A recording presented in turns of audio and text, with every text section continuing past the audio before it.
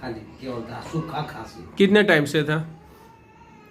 वो 2-3 दिन। 2-3 दिन से।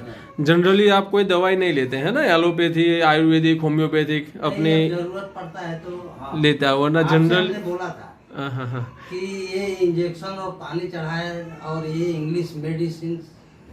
अच्छा, और आपने खांसी के लिए होम्योपैथी किया तो कितने टाइम में आपको आराम मिला मेरे यहाँ से?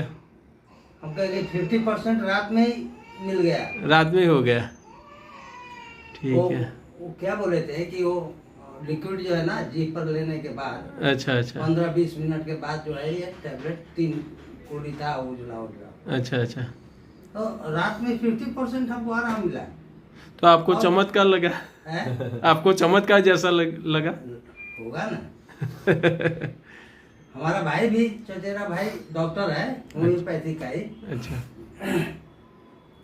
तो किसी को कुछ फायदा होता है, किसी को नहीं होता है। अच्छा और बीच में मैंने सोचा था कि आपको कहे कि होम्योपैथिक बहुत कामयाब चीज है। अच्छा। और इसी लिए हम पूछे कि है ना डॉक्टर साहब कहीं जाना है तो नहीं। अच्छा, आपने रिव्यू दिया।